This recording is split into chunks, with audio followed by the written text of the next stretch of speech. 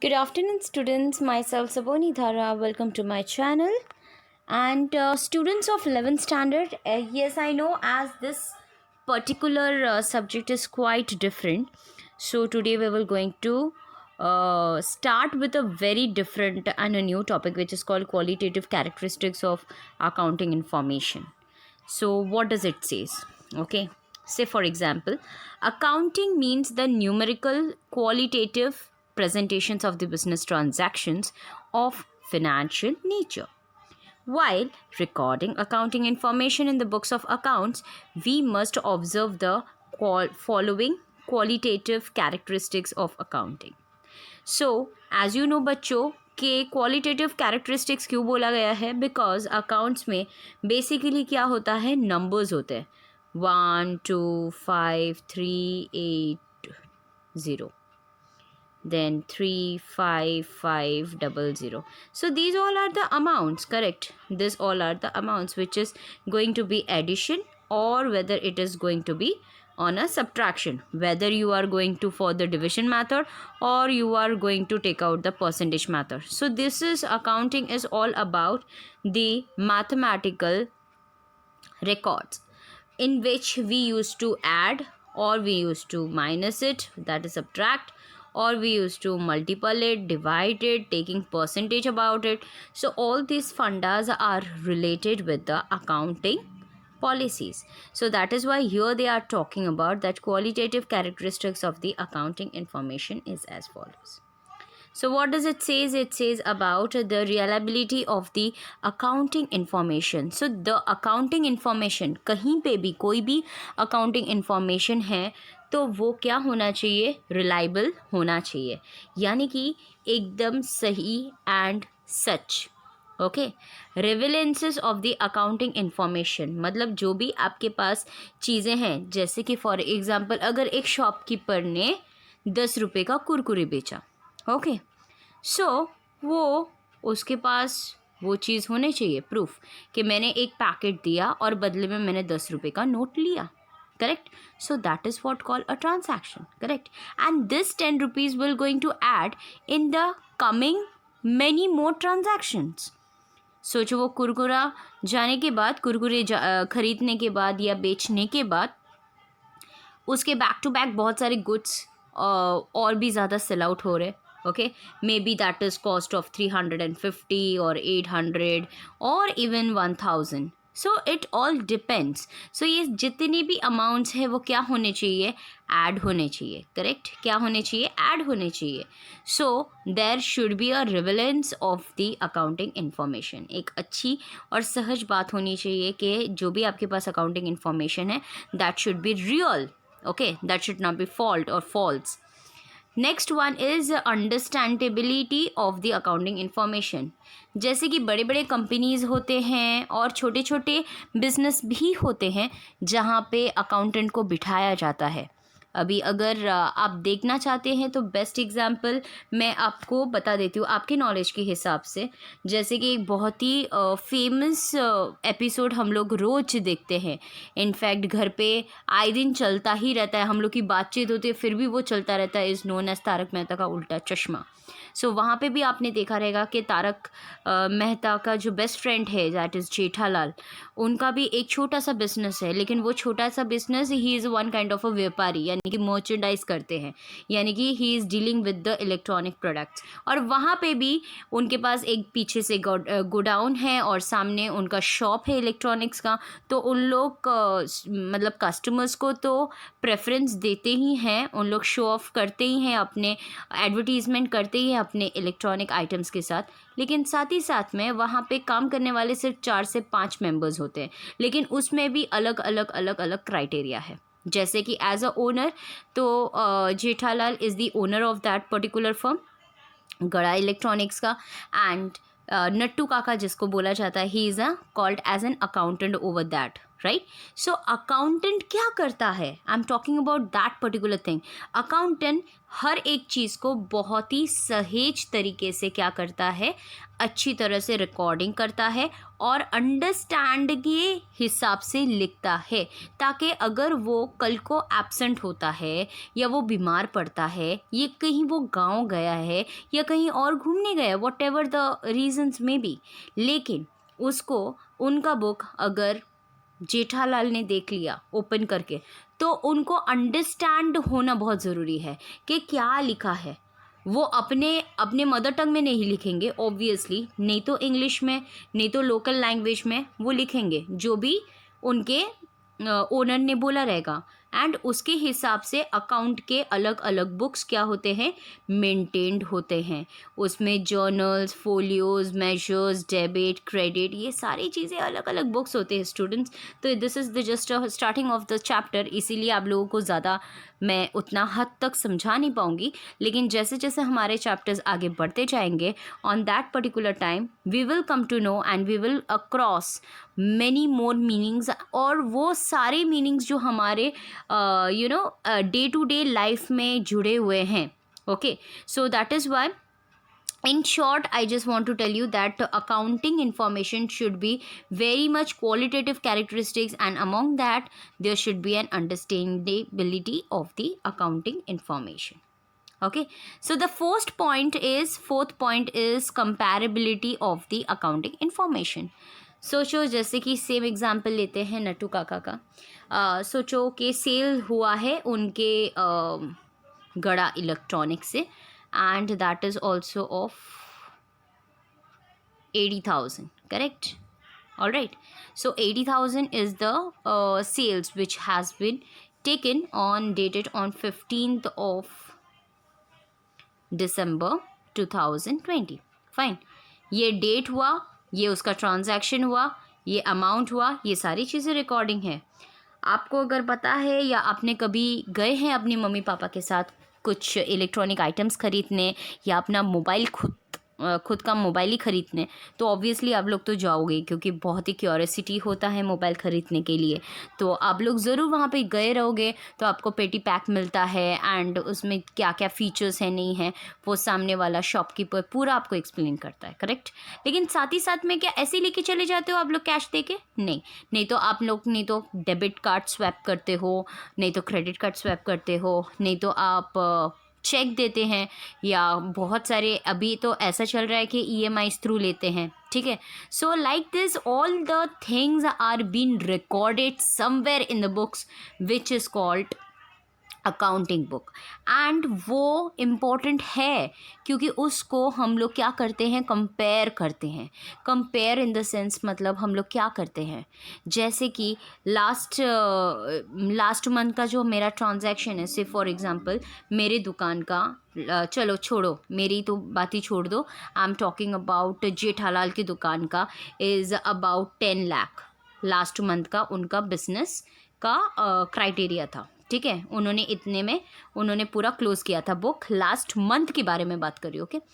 लेकिन ये मंथ में उनका 15 लाख हुआ है, क्योंकि उनके बहुत सारे मर्केंटाइज्ड पार्टीज़ होते हैं जो वो सेल आउट करते रहते हैं, ओके, डील करते रहते हैं. तो he is dealing in a very nice things, so that is why his income is quite large and good.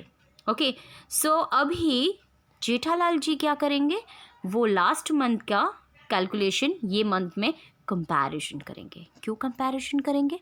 वो कंपैरिजन इसलिए करेंगे कि मुझे 5 लाख का जो बेनिफिट मिला है वो क्यों मिला है. तो वो देखेंगे कि ये 5 लाख का बेनिफिट ऐसा क्या है, मतलब ये मंथ में मैंने ऐसा क्या किया है जो लास्ट मंथ में मेरा छूट गया था.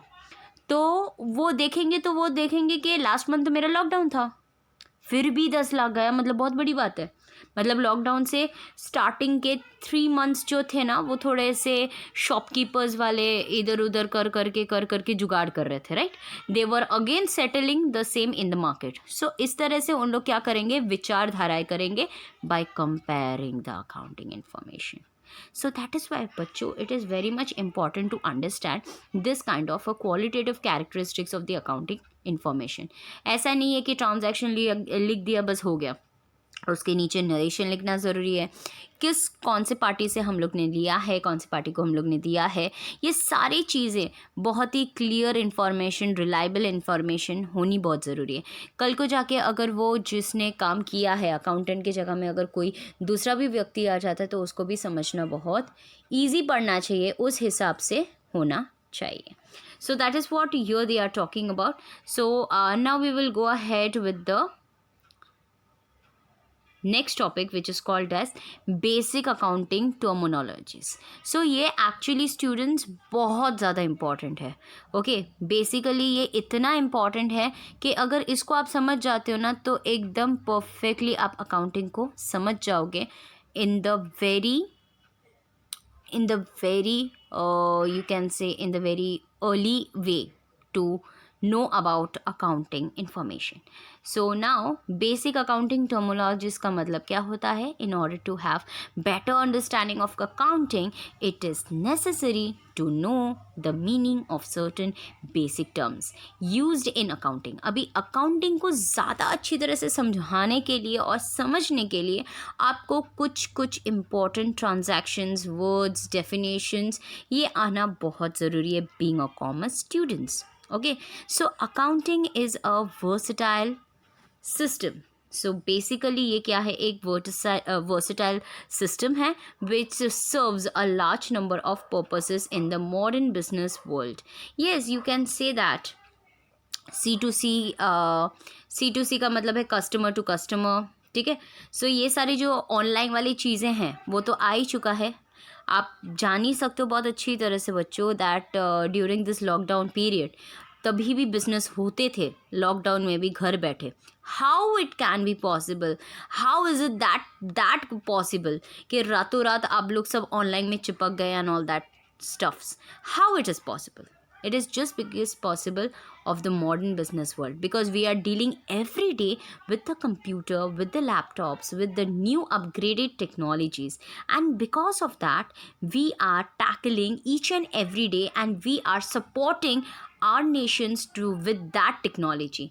हम लोग का इंडिया इतना आगे बढ़ चुका है टेक्नोलॉजी के वजह से, एंड उसके वजह से हम लोग बिजनेस में भी पीछे नहीं रहे हैं.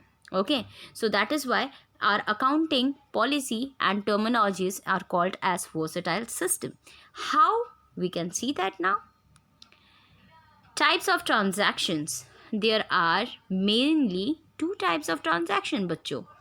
So the first one is monetary transaction.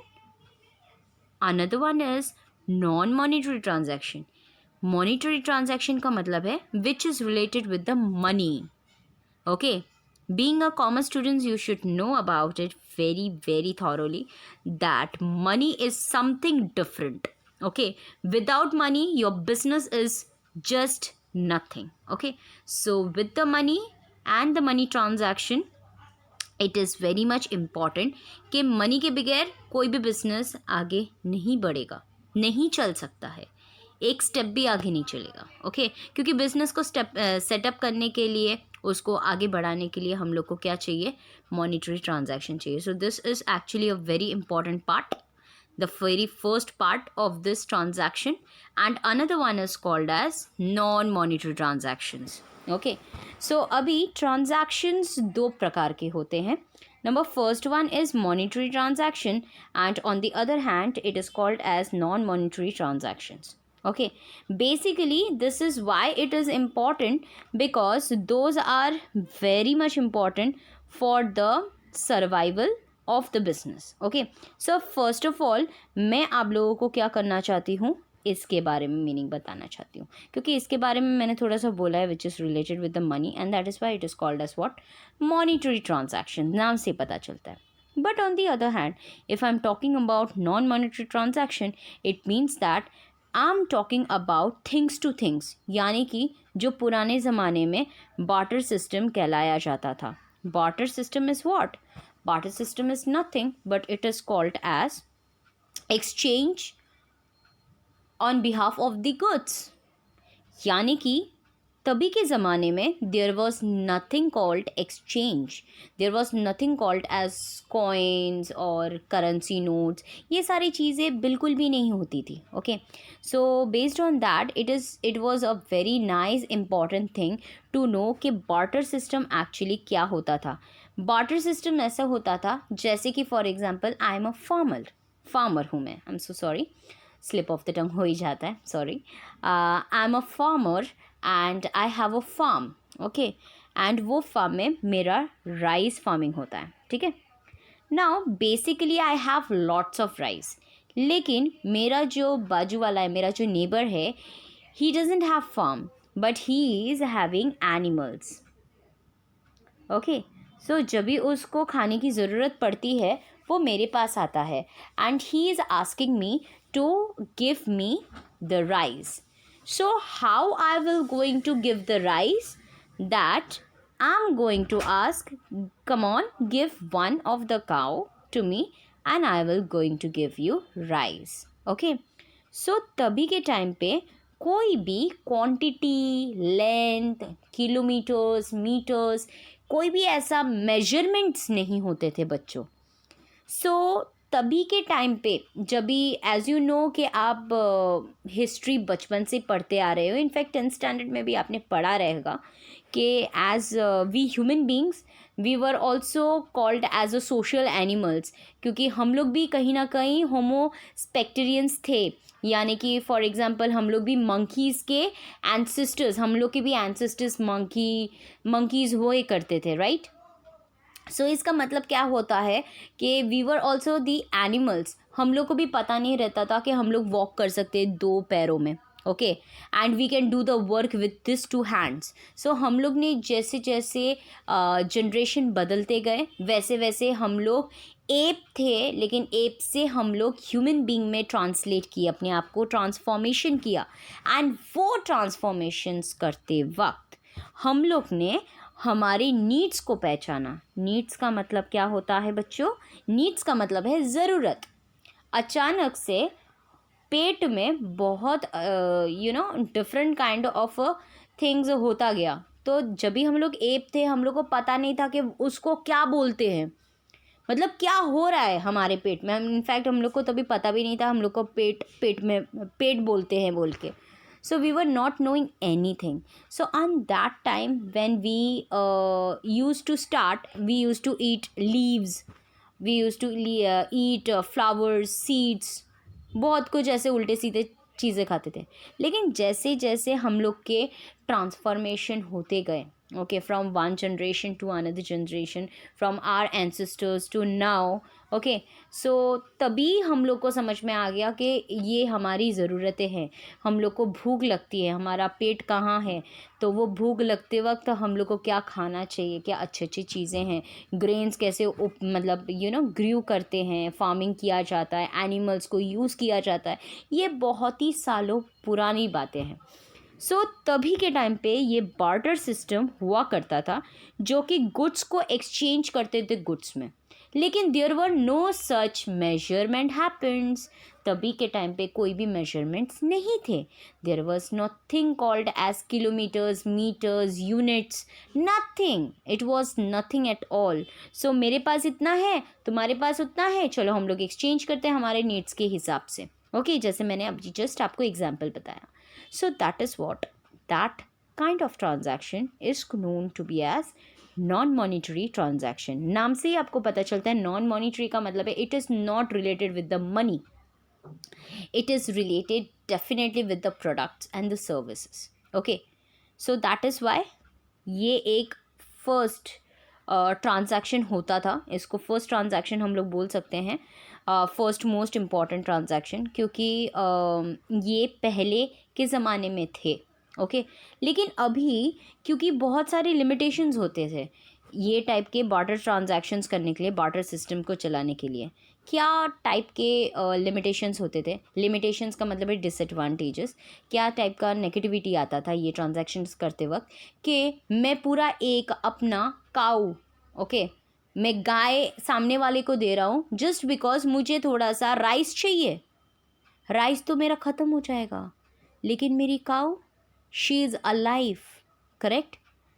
अभी आप खुद ही बताइए, ये ज़रा आप सोचिए and then you will come to know कि कितना मतलब डिफरेंसेस हैं एक नॉन लिविंग थिंग को देने के लिए और उसके हिसाब से लिविंग थिंग्स को देने के लिए.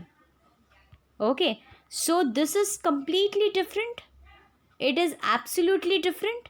सो दैट इज़ वाई ये लिमिटेशंस होते वक्त इन्होंने क्या किया कि हम लोग barter system and barter transactions बिल्कुल भी नहीं करेंगे.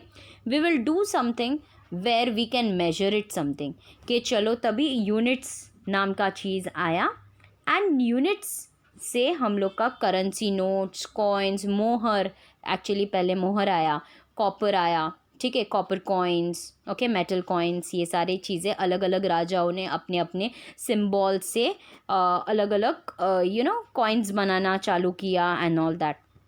ठीक है, सो ये सारी चीज़ें जब भी चालू हुए तभी उसको क्या बोला गया? Monetary transaction.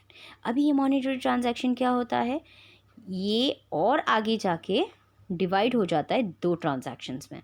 That is cash transaction, यानी कि रोकड़ा दे के हम लोग जो ट्रांजैक्शन करते हैं कैश में, and on the other hand credit transaction, यानी कि मैंने कहा है कि मैं आज लेके जाता हूँ, मैं आपको परसों पेमेंट करता हूँ, नहीं तो तरसों करता हूँ, नहीं तो नेक्स्ट मंथ करता हूँ, नहीं तो नेक्स्ट ईयर करता हूँ. सो जो कुछ भी फ्यूचर डेट में होता है, I am talking about future date में जो कुछ भी ट्रांजैक्शंस होते हैं उसको क्या बोला जाता है? क्रेडिट ट्रांजैक्शंस बोला जाता है.